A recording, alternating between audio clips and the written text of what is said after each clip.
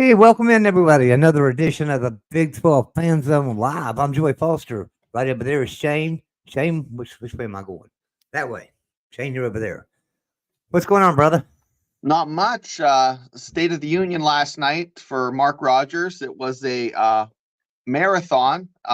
He said a few nice things about you, Joey, which was fantastic. I love to hear that. Yeah, Mark and I worked together for a long time and stuff, and I think the world of Mark. Uh,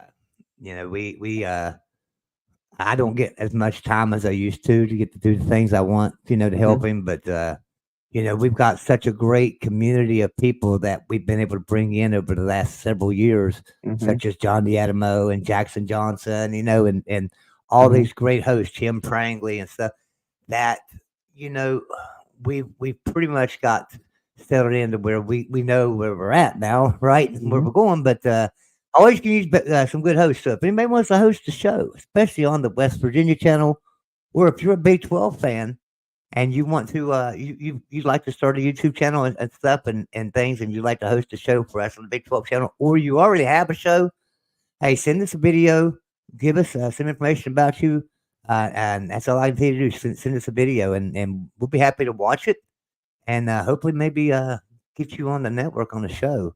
So anyway, Shane, let me ask you a question. Expansion. For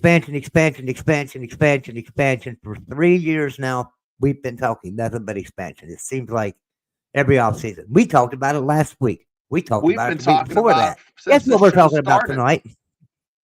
Yeah, guess what we're talking about tonight? That's our big major topic on this show is expansion, because it drives everything. And it's starting to, I always compare it to earthquakes. We've had some, we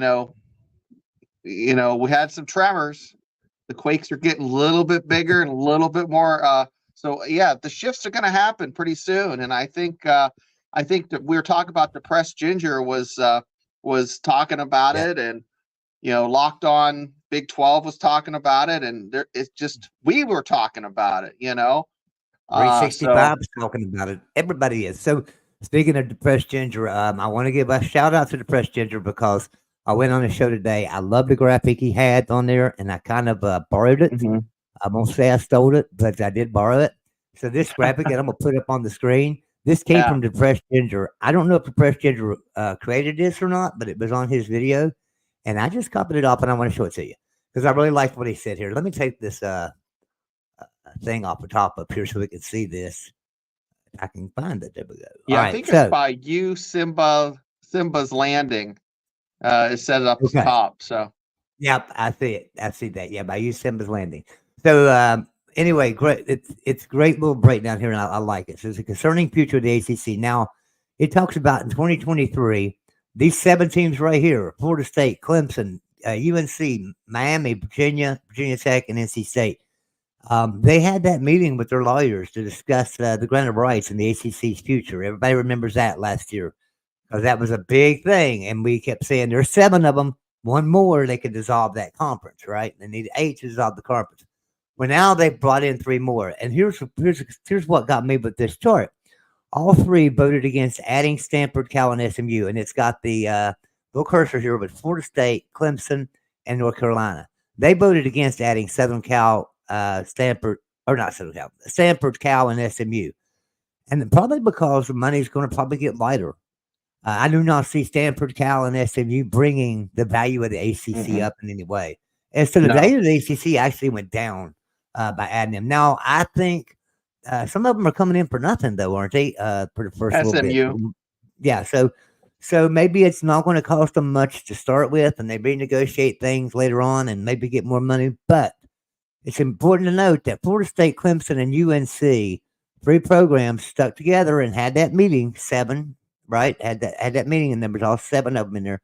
And then the 3 of them, Florida State, Clemson, North Carolina, stuck together and voted against Stanford, Cal, and SMU. Meantime, down here in the bottom right corner, it tells you many were not happy with the Magnificent 7, and Wake Forest was especially vocal about it. But look who else on this list. You got Duke, Syracuse, Louisville, Boston College, Wake Forest, Georgia Tech, and Pitt. Now, here's what I had always been saying, and I know a lot of Pitt fans have said this too. Pitt needs to join that Magnificent Seven, and then Yes, so is Louisville. get over in the Big 12. So I got Yep. to looking that up, and here's the problem with that. Pitt's, you got to remember, these teams are going to have to carry to come to the Big 12. They're going to need to be able to hold their own, right? They need to make between 40 and 50 million, right, to be able to hold their own in TV revenue. They need to draw that 40 or 50 million a year. Well, you look at this, and Pitt doesn't do that. Neither No. do none of these teams down here in the bottom right hand corner. I think Louisville is pretty close to bringing in. Louisville is a productive member and makes about the same as an Iowa State. So Oklahoma State. But so Pitt could get left out. This is what shocked me about this. And after seeing that and doing a little bit of research, would that be something if after everything's said and done, Pitt gets left out? The ACC breaks down to where it's a shell of a conference with maybe those 7 teams down at the bottom and the 3 new ones, and looks more like a Mountain West conference or an AAC conference. I mean, it's and I'm not saying these teams are AAC conference type schools at all. Pitt, Syracuse, Louisville, Georgia Tech, none of them teams are like that. I'm just saying what could have happened here. Well, you have your Magnificent Seven, Joey, but I see a subgroup in there, and that's the North Cackalack schools. That's your NC State and your UNC. They changed and NC State changed their no vote at the last minute and said, well, Stanford, Cal, SMU, you can come in. And I know that probably didn't sit well with the other folks in the Magnificent Seven. And then you have, the U kind of straddling the fence, trying to, well, we're kind of happy here, but the thing that drives this is everyone in the Magnificent Seven are quality programs that bring value. Now, I would substitute Louisville 100 out of 100 times for Louisville for NC State, because Louisville is I think it's a bigger brand right now as far as money wise than a Virginia Tech. And Louisville's a great get. Now, there were rumors that Duke was to come to, but that's a big no. They just don't bring the value. They don't bring the money. And yes, it's a basketball school, but if you've learned anything from the past, and I think the Big East is proof that you can't build a football conference based off of good basketball schools. Right. But the ones that I really think are in trouble are, that are definitely have a death sentence: Boston College, Wake Forest, Georgia Tech, and a once storied Syracuse. Duke is right in the mix. I think Louisville and Pitt being on the bubble, but I think Louisville is safe. The only thing saving NC State is that agreement.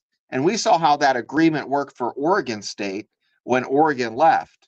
I just don't see how the state government can protect a state school. And I don't think I think UNC is a private school. So I think they can just bolt. But I've heard rumors where they're tied at the hip. I don't believe that. Yeah. I've heard those rumors too. I don't know how true it is. So, But Tim Green has a question for us. He said, I have a question both of you. What teams do you think will be the best fit for the Big 12 from the ACC? Well, I'm going to show you. So I'm going to bring that up again. I'll tell you. The teams that are best fit from the ACC for the Big 12, I think Miami would be a great fit. I do. I like Miami. Yeah, Miami. I wish Miami would come. I think Pitt would be an absolute perfect fit in the Big 12 just simply because of the location of West Virginia and Cincinnati, right? So they would have two rivalries there. And so and especially a big rivalry between West Virginia and Pitt. That would be a lot of money for the conference every year, when that game's going to get millions and millions of viewers. So I think of the rest of them, Louisville, probably the best fit after that. We got Miami, Pitt, Louisville, and then NC State. That's the 4 that I would like to see come in. I wouldn't mind seeing Virginia Tech either, don't get me wrong. No, yeah, I would agree. I mean, I would put them in a different order, though. I would put Louisville at 1, Virginia Tech and the U tied for second. And then, if you could get a UNC instead of a Pitt, but Pitt would be probably a distant fourth. Yeah. Yeah, and the unfortunate thing is Pitt, they just don't have the television viewing audience, and they don't have the fan support. You watch a game of theirs, and there's not hardly any fans in the stands, unless it's a backyard brawl, and it's filled with West Virginia fans. The stadium is. I mean, it just really is. And then you look at their television market. Well, guess what? The Pittsburgh television market is pretty much owned by West Virginia. It really is. I mean, Pittsburgh's got. I don't think they have half a share of the Pittsburgh market. Yeah, West Virginia and Penn State. Small market. West Virginia and Penn State. Yeah. Because you have Ohio State edging into the area where I live up here in northwestern PA. Once you get 60 miles north of Pittsburgh, it's or if you go northeast of Pittsburgh, it's all Penn State fans. You get out, into like Westmoreland, Indiana, Armstrong County. Those aren't a lot of Pitt fans. There are a lot of Penn State fans. And you just see that. You see a lot more people wearing, white and blue rather than, the Pitt colors of gold and blue. So and you probably you don't know that unless you live in Western Pennsylvania, but they have their fan base is casual at best. I mean, you have a few diehards that are hanging on that are older. They're hanging on to the Dan Marino days, but you just don't have the fervent fan base that, unless the kids go to school there, they don't care. Where West Virginia, if you grew up in the Mountain State, you're flying the WVU. You have that. You went to Walmart and bought a shirt. Yeah, Jackson Johnson's spot on. I think Virginia Tech and Louisville would make an amazing addition. And I would ask Jackson this. He would be inspired with Tulane, San Diego State, Boise, USF. USF is like UCF. And I think that would be a wonderful fit. They had some great years in the Big East where they were competitive. I don't want them back. I don't want them in the Big 12. And you know why? They're a thorn in West Virginia's side. West Virginia beat everybody in the Big East. They dominated teams in the Big East. But they Joey, would lose UCF. This is the Big 12 show. What's best for the Big 12? I know that's what's best for the Big 12, but I don't want a thorn in my team's side. It'd be like TCU. It'd be like us inviting West Virginia eye. Yeah. It's good like us inviting SMU in. TCU might have a little say in that because they've been a thorn in TCU's side for years. So, I just think that you have to look at things like that. I don't know that USF would be a great addition. I don't see Boise State coming at all. I think if you're looking at teams like that, Tulane, San Diego State, Boise State, and USF going to ACC, I think you first need to look at Washington State and Oregon State. Those two teams, if they're going to take teams like Boise State out there, then why not take Washington State and Oregon State? And absolutely. Those have a fervent fan base. Oregon, Eugene and Corvallis are like 65 miles away, much like Pitt and West Virginia. The fan base reminds me of the Pitt, West Virginia fan base. Corvallis, Oregon State has a wonderful facility. Their stadium is newer. It's fantastic. It's a great town. I think it would fit. Washington State, decent basketball program, a good fan base. I don't know what they bring money wise. I don't know if they're going to be pulling in, the level of money that a Louisville would, but it makes sense. If you're adding teams, it's going to be a scramble. And I think Florida State and Clemson are going to be picked up pretty quick. UNC is going to be picked up. NC State is not nearly as valuable as, I think that's a pretty good order of why they have the magnificent 7 on there, as Florida State, Clemson, UNC, Miami, Virginia Tech, NC State. I think that's the order of merit. But your three top ones, your three top ones over there, definitely Florida Yeah, State. but if Um, so, Clemson. how many teams would the Big 12 take? And I think that answer is, for all the fans out there, I think it depends on how many teams uh, the Big 10 or the SEC take. I think it's going to be tit for tat, and it's going to be a grab. It's not going to be one team. It's going to be, boom, 6 teams are gone, 2 to each conference. And then everyone's going to be, it's going to be musical chairs after that, someone trying to find seats. So there's going to be wheeling and dealing. I think that if you could put that that screenshot back up, Yeah. I think Wake Forest, Georgia Tech, Syracuse, Boston College, and Duke are going to be on the outside looking in. Now, let's talk about Notre Dame. They lobbied for the new team, Stanford, Cal, and SMU, to come in, Right. but they're not a full member, but they can vote, and that wouldn't sit well for me if I was in the ACC. And I'm sure, I've talked to a few Pitt fans that agree that, what the hell's going on, and they're worried. They're in the same situation we were when, the Big East, there was that shake up and we lost some teams of hey, this is not what we signed up for as West Virginia fans, and we were looking for another place to hang our hat. I I'm don't gonna know. I'm We'll gonna read see. this right here. He says it really bothers me that Washington State and Oregon Him. State are being left out, so to speak. I don't understand why No. the hell you would take Stanford and Cal out of the Pac-12 and bring them to the ACC, but not No, Washington I State and don't. Oregon State. I Especially would have taken them in a Oregon second. State and Washington State have been playing better ball than Stanford, Cal, and SMU. Yeah. And okay, yeah, I get it.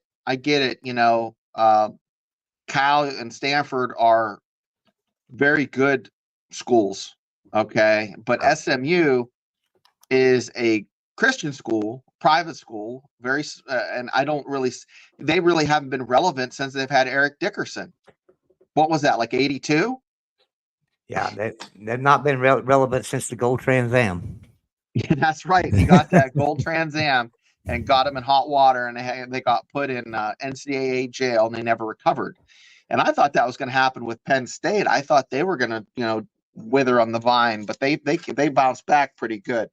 So he's Guys, got this one here too, and I like this. This is an ACC show, so I'm not going to talk about this much. But App State and James Madison and Coastal Carolina went to the AAC. No, Yeah, I'm so Jackson Johnson is spot on. I don't understand why they haven't been moving and shaking a little bit, because you want to prep for.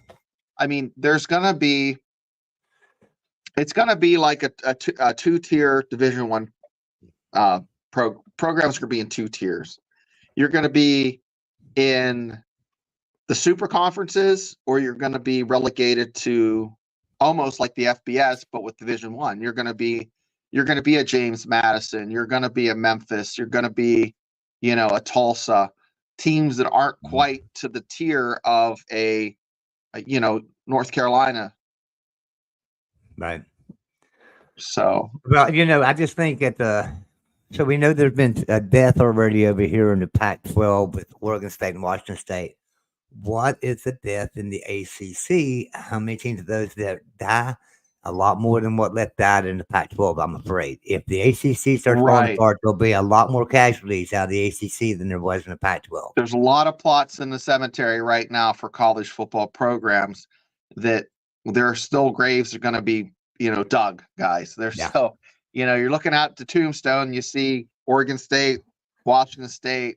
Now, they haven't put dirt on the coffin, but, their programs are pretty much dead unless Brent Yormark goes out and can figure out a way to renegotiate by bringing in the Pac-12 and telling, yes, everything hinges on ESPN. Amazon Prime and Fox are not going to, determine what's going to happen with the fate of college football. Unfortunately, it all falls on ESPN, and they have their meat hooks in everything. They're involved in some sort of way with the court filings with the ACC. I don't know if they're helping it, but it's they have a great deal right now because the product that they're getting from the ACC is bringing in a lot more revenue than what they have to pay out. And it's just the mere fact, and this is why that lawsuit is there. The ACC made a crap deal with the ESPN, unlike unlike the Big 12. So I'm wondering though, what's the likelihood? So I'm sure some of these teams like Syracuse, Boston College, Wake Forest, I'm sure some of these teams, okay, I'm sure some of these teams can see the writing on the wall. You're looking at a lot of these. Let me go over here to this graphic again. So we're looking at teams like Duke, Syracuse, Boston College, Georgia Tech, Wake Forest. Looking at teams like that, they can see the writing on the wall. If Florida State, Clemson, and UNC leave, Miami, Virginia Tech are not going to be too far behind. And if that happens, what's left of the ACC? So here's my question, and here's my point, and I'll ask you in the chat because Shane's not back yet, I don't believe. But what's the chance that those teams do see the writing on the wall and say, okay, we'll take less money. You can send it to Florida State and Clemson. Let's hold the conference together. Cut us by $3 million per team, and that extra $3 million can go to Florida State, Clemson to stay in the ACC. So if the bottom dwellers of the ACC would give up some extra revenue, would Florida State and would Clemson stay? I don't think they will because of what happened last year to Florida State, going undefeated, not making the playoffs. Mm-hmm. I think that was the straw that broke the camel's back right there. That's it. And I think before that, I think it was about the money to Florida State. I think it was about, hey, we're bringing in more of the revenue. We deserve, it needs to be a pyramid shape, and we deserve more, right? And I could agree with them on that. So they wanted that at first. I think that was the first part. But after last year and them not making the playoffs, being undefeated out of the ACC, and yet you have teams making the playoffs out of Big 12 and SEC and Big 10. I mean, that is really, that's really detrimental right there, and that tells the tale. So give SMU credit for not stepping over dollars to pick up dimes. They had the foresight to know, hey, we need to find a landing spot. They're going into they're going where they're going, and that's as good as it's going to get for them.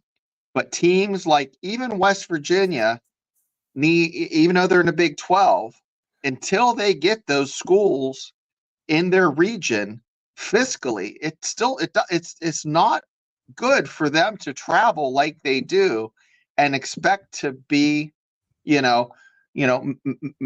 a little bit of money on the side. They're not, unless they're compensated. And we had mentioned before that was the case. I don't know if that's the way the new contract is written. I don't know. I don't have the contract. But if they had a Louisville, they have a Cincinnati, but they need a Louisville. They need a Pitt to play. Until that happens, the Mountaineers, I know this is Big 12 channel, the Mountaineers need to do what SMU did and approach the SEC. I'm sure there's talks and say, hey, listen, we'll come on board, pay us, 60, 70% of what you're paying. It's still going to be the same as what they were making in the Big 12, but they have the foot in the door if there is a shift and the Big 12 implodes. Because who's to say in 2 years there's not another, pendulum switch, swing, and you have Oklahoma State, West Virginia left out. When those are teams, and Utah, this should be in consideration to be in the two power super conference, the Big 10 and the SEC. So let's switch the thing for just a second. We're not going to stay on this long. This is a football channel, but let's talk a little bit of basketball. Congratulations to Western University hiring their new head coach, DeVries. Coach DeVries was the head coach at Drake, had won 6 consecutive 20-win seasons, had 4 consecutive 25-win seasons, 4 consecutive NCAA tournaments. This man's pretty amazing because that's kind of unreal for Drake. That don't happen to Drake. Drake was a garbage can dumpster fire of a program for many years. He come in and turned it around pretty much year one, and got him competing. And 6 years straight won 20 games. 4 years straight won 25. And that shows that he had some growth and progress over the time. Now, the best player out of that conference happened to be the best player on Drake's team as well, and that was his son, Tucker DeVries. And Tucker is committed to West Virginia. We found out today in the press conference, at the introductory press conference from Coach DeVries, that Tucker will be joining that program. What do you think about that, Shane?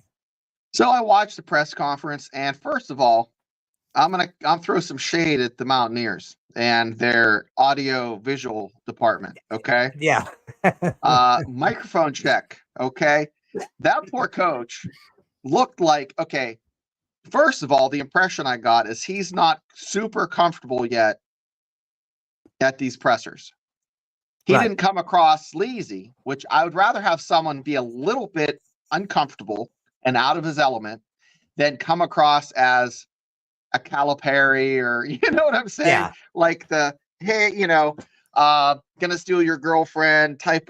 This guy seems sincere, genuine.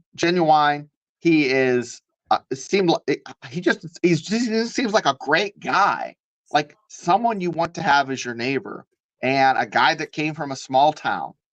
He was self-deprecating. This at big points, okay? When a coach comes in and doesn't even get through 3 sentences without thanking the previous school, thanking his wife. I mean, how can you not like this guy? Yeah. And now he was given a hot mic, and you couldn't even hear the questions from the press. I mean, it was an embarrassment for WVU as an institution to put that presser out with that audio, as crappy as it was. Yeah, it was, that's for sure. But I won't talk about that anymore. But one more thing we will talk about, and I know that was concentrating on West Virginia, but they did hire a head coach, and we do Yeah. I'm throwing shade at the Mountaineers. Another thing too, because this gets slapped in the face of the Big 12. If I wasn't a West Virginia fan, if I was a Baylor fan, a TCU fan, I would be highly pissed off and highly perturbed right now at the way that West Virginia Iowa women's basketball game went. When West Virginia ends up with what, 30 team fouls, and they end up with what, 5? What was that? I'll tell you what, you can complain all you want, but numbers don't lie. And there we go. So there it is.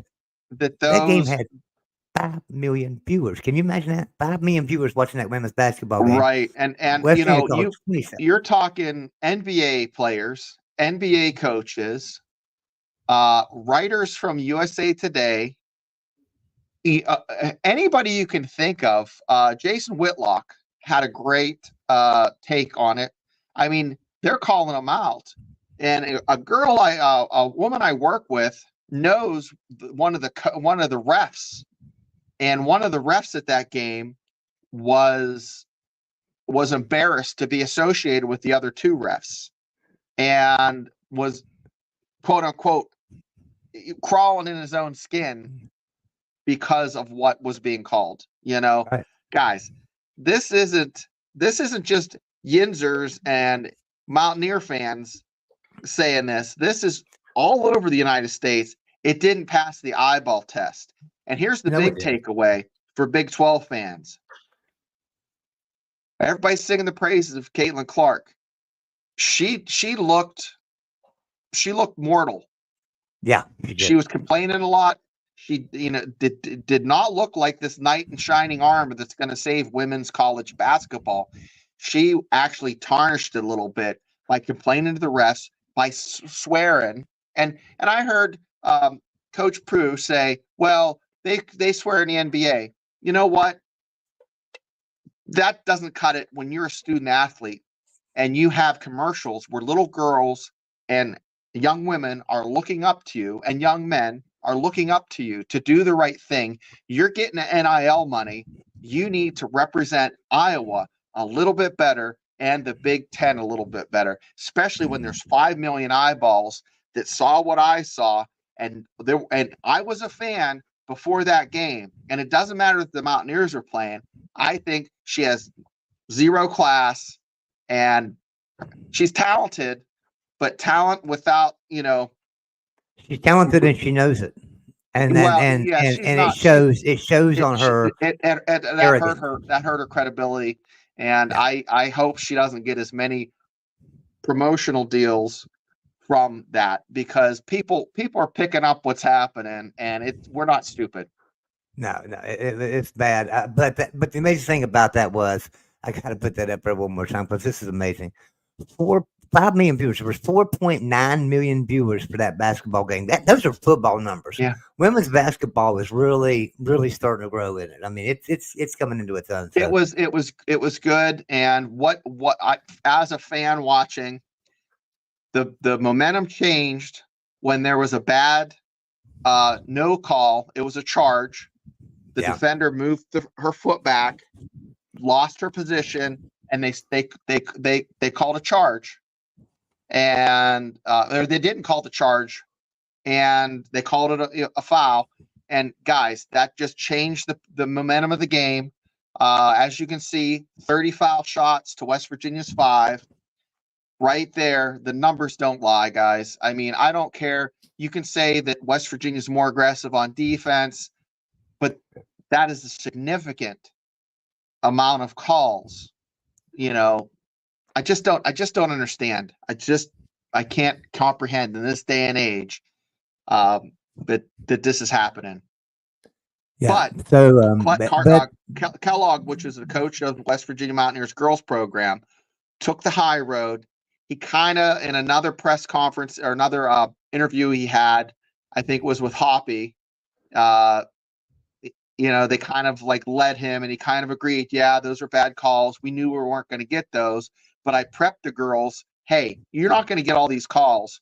You need to keep motivated. And they did. They stayed in the game, and it just was a good for the program, good for West Virginia for showing up and taking the high road. But yeah. And congratulations to all the basketball teams that are still in a tournament, both men and women out of the Big 12. And Iowa State tonight, looking good, guys. Iowa State is looking good. Houston's looking good. And Houston pulled it off tomorrow night. A couple of big games there in the Sweet 16.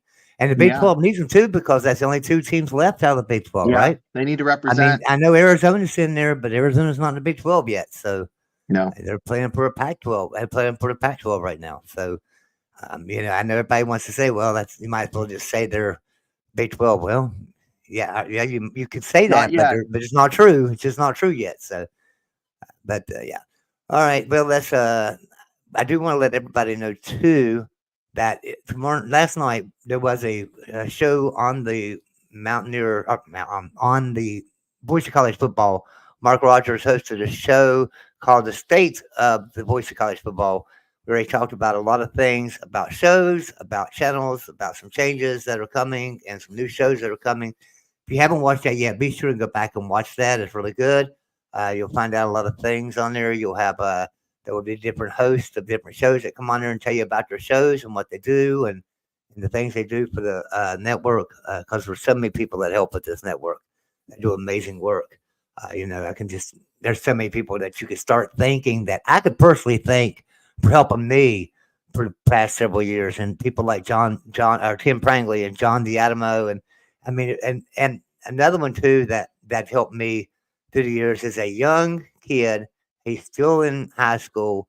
His name is Manyo. I won't give his last name, but Manyo was absolutely fantastic with me over at Golden Blue Dude. When I came over to Mark, he brought him with me. He did a lot of our social media stuff, set up a lot of platforms, different things, and all over the place. But I really appreciate him and everything he ever did for us. Now, anyway, let's go back to some college football talk. What do you say? Now, yeah, coming into spring ball, What do you hope to see out of every team in the Big 12? Do you want to see? I, I, we're not going to see what they've got, right? We're not going to see what they've got. But I want to look at speed. That's what I want to look at because I think speed kills. You get fast defensive backs, fast cornerbacks. They can chase your wide receivers down. They can keep from making big plays. It can keep you from making big plays. You get some fast linebackers who can get in there and stuff the run. It can hurt you, right? So I'm going to be looking at some of that speed from his defenses as a Mountaineer fan, simply because I know what they're going to have to stop at West Virginia, and I know Jaheim White is extremely fast and quick. So I'm going to see what defenses would have the speed to run him down. I also want to see a lot of the offenses for the standpoint of their offensive lines. I want to see their size, their strength. That's where you can look at spring games and kind of get a little idea, right? You're not going to look at the wide receiver and the quarterback and see anything. You're just not going to do it. They're not going to run the right routes. They're going to just be out there playing around. Quarterback's going to be lobbing the ball. Sure, they're going to try a few times, but when are they trying and when are they not? You'll never know. And then on top of that, but you can watch them linemen. You can watch their feet, you can watch their shifts, you can watch their pulls, and see how good they are, and know if you can go up against them and defeat them. So that's what I look at in spring games. How about you, Shane? What do you look at in spring games?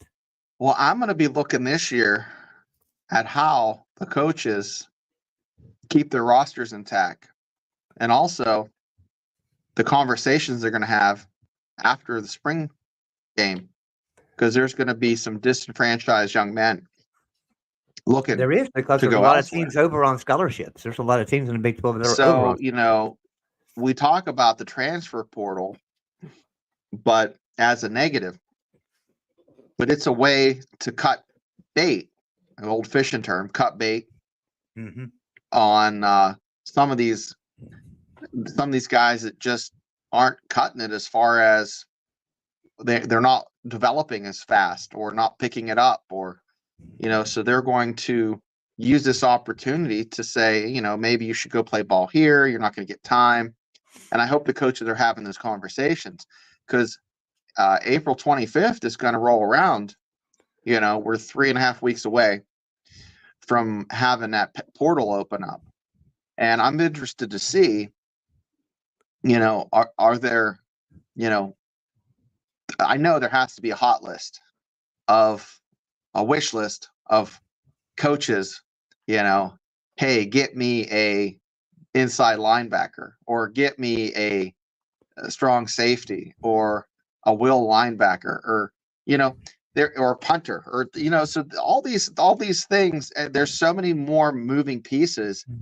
It's not, this spring game it's like that sampler at the Sam's Club where you get like a little piece of whatever the hell they're trying to sling, and you don't really know what's up. You don't know. You don't even know. You don't get on your tongue and it dissolves. Like I say, the only thing you can do is watch the linemen and see their feet and see if they can couple their feet. You're guessing. Yeah, you don't know what you're going to have on August. And coaches have an idea, but it's like, I think it's a 70% product. Joey, when you mentioned the lineman, I couldn't help but think of Dale Wolfley. Yeah, Dale Wolfley is always talking about that. But that's just it. Just a couple of years ago, Wolfie and I were talking one day, and he said, "What do you look at in spring game?" That's what made me ask that question, because he asked me, "What do you look at in spring game?" And honestly, I started thinking, well, what do I look at in spring games? Because at that time, I looked at a lot of stuff. But I kind of like the thought about it, and I thought, well, I guess I pay a lot of attention to the offensive lineman. And it didn't hurt that Wolfley was an offensive lineman when I told him this, because then he was just like smiling ear to ear, yeah. That's what you can get. That's what you can get out of a spring game here, Joey. That's right. You're right. And Brian Joswiak's the same way. If you talk to Brian Joswiak, you got to move them feet. They got to move them feet. They got to move them feet. You hear it all the time. And so, that's what I watch. That's what I watch. And so you can't be friends with you can be friends with Dale Wolfley, and you can't be friends with Brian Joswiak if you're watching the wide receivers and not caring about that offensive line. Yeah. And another one you can't be friends with either is like even Eugene Napoleon or Adrian Morrell or Avon Coburn, right? 3 running backs, all 3 of them friends of mine. They'll all tell you, man, watch that offensive line. That offensive line tells you more than anything. So that's what I watch in spring games. looking forward to all these spring games. So I don't know if we have a schedule out yet of all the spring games and when everybody's booked. Let's see. Let me see if I can Google it real quick. That'd be interesting. Big 12 spring games. Let's see. Let's see. All right. So let's see. Let's just look at this. Hmm. Hell, I can't even see that. Wow.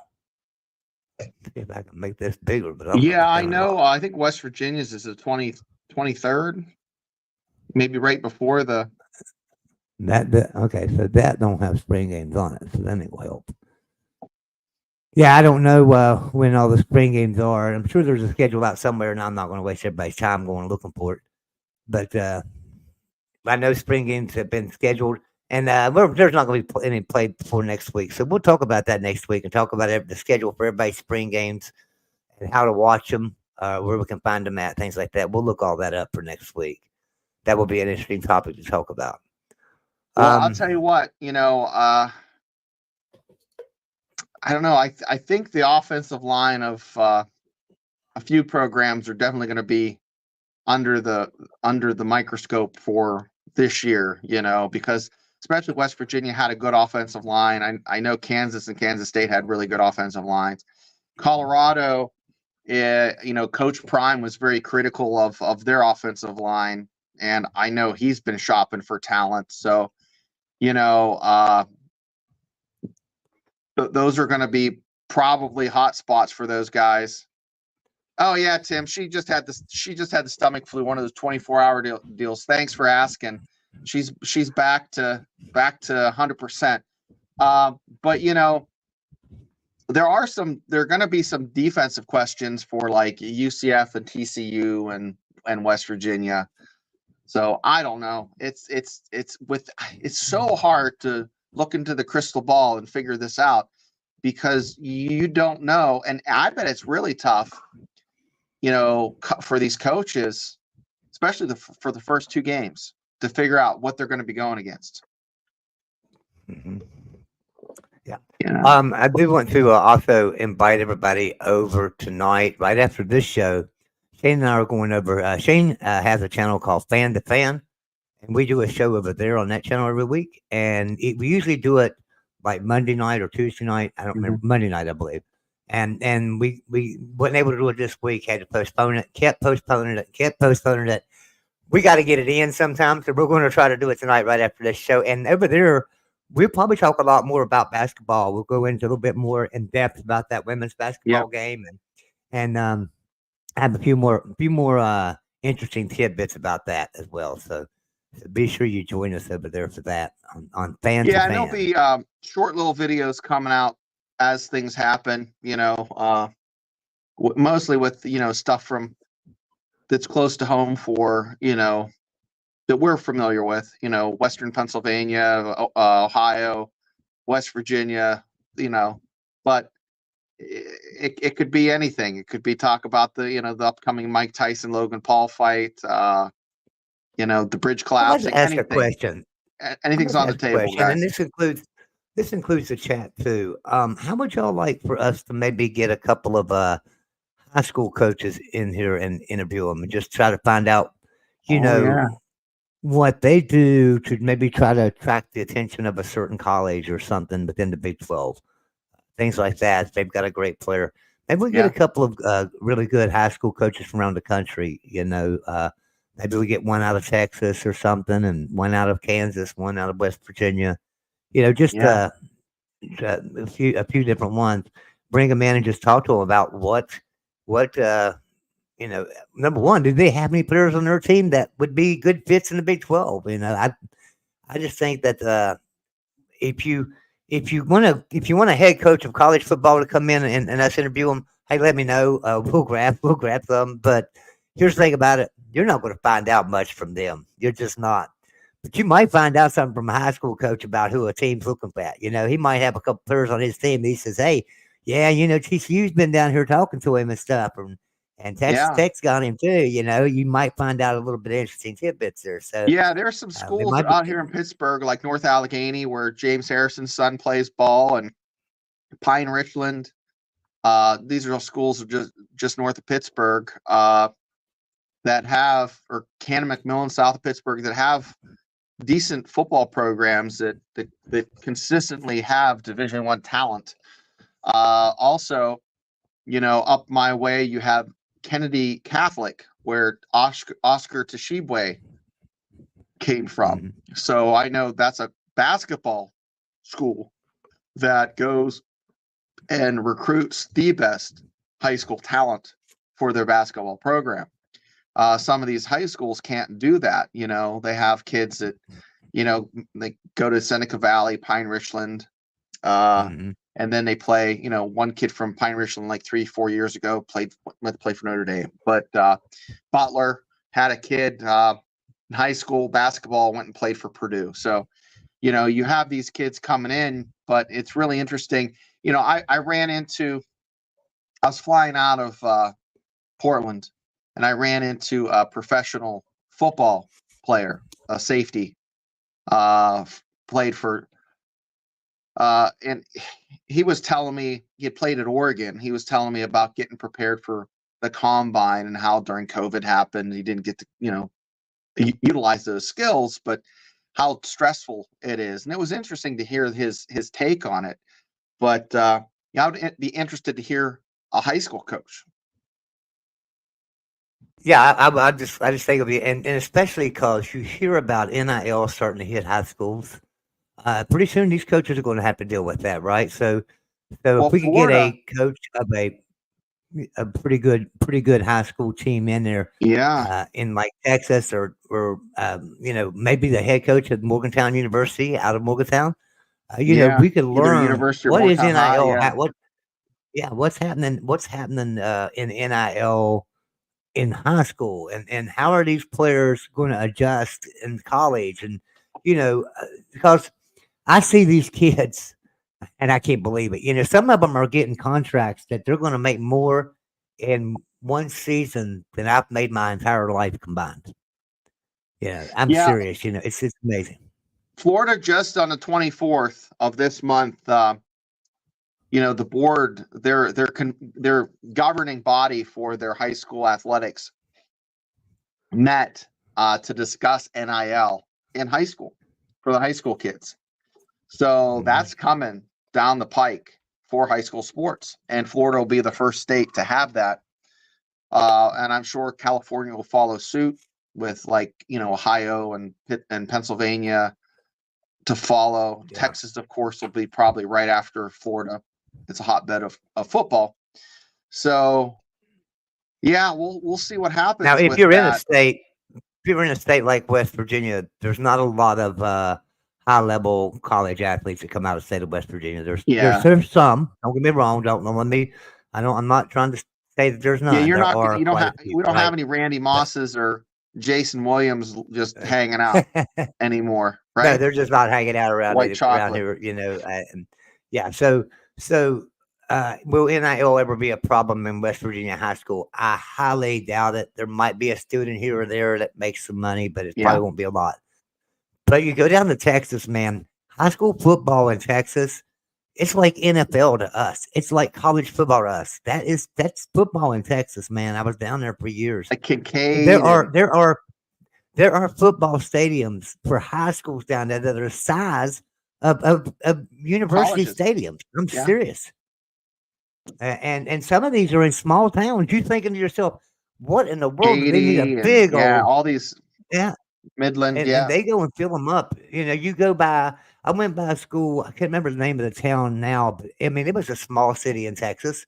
They had a Division III football team.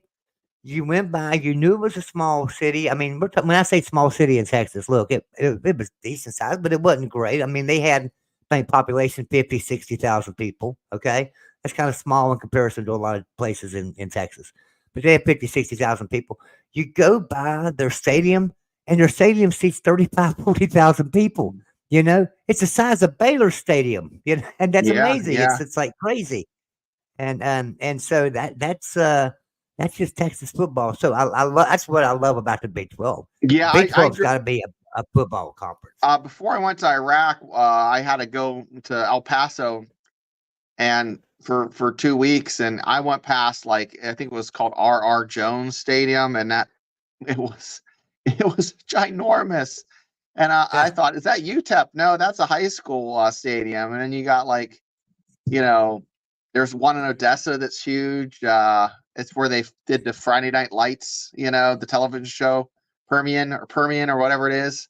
You got some huge stadiums, so, and these weren't just built in the past few years. A lot of these were built in the 70s. You get these and they donors fill and them up. alumni. They fill them up too. You go by there on Friday night, you're going to get in Yeah. a traffic jam, and there's cars parked everywhere, and that stadium is plumb packed everywhere you go in Texas. It's amazing how big Friday night football is in Texas. I think here where I am in Beckley, West Virginia, we have a football stadium over here at Woodrow Wilson High School. I don't know how many people it seats, but I remember when they built that, I thought to myself, wow, that's a pretty big stadium for Woodrow Wilson High School. I'm thinking that, man, after going to Texas and seeing them high school stadiums, that's nothing. That's a Pee Wee league over there at our high school. That's size of that stadium. That's what they have in their junior highs in Texas. These stadiums have elevators, boys and girls. Elevators. Yeah. Okay. And there's just not one. There's probably 15 or 20, and that are just beyond belief how big they are. So Louisiana is another state that has some big, footballs. Georgia, Pennsylvania has a few here and there. But I think Texas has the majority, and Florida have a majority of the big, honking, beautiful stadiums. But yeah, so I'm just looking up here real quick because we got just a little bit of time, and I just want to see something here. So they've got some pictures here. I'm gonna share the screen with you guys, and we're gonna scroll up here. Let's present the screen here and share it, and I'm gonna share this with you guys. Texas High School football stadium. Here we go. All right, so I'm scrolling on through here till I get to number one. Okay. There we go. They started at the top. So let me go down here to number one and see what it is, if I can get to it. Wow, look at that. So look at that stadium. That is a high school football stadium. What is that? Rogan Field? What's that say? That is Tomball ISD Stadium. Tomball ISD Stadium. Yeah. It's in Houston. It's Jumbotron. There's Waco. That's Waco's high school. That's Temple High School. That's a small one there. I must have maybe the best ones are at the top. Maybe I did that wrong. Let's go up here to the top. So there we go. Ashbound Broadband Stadium. Midland. Yeah, I mentioned Midland. I knew they had a freaking monster stadium. Yeah, there's Alamo Stadium in San Antonio. High school stadium. Look at that, guys. Look at that stadium. Yeah, that's gorgeous. I mean, they're just amazing. They're amazing. Bulldog Stadium in Netherlands. Children's Health Stadium in Prosper. These football stadiums, ladies and gents, and our Texas fans or TCU fans will understand this. There's nothing for miles.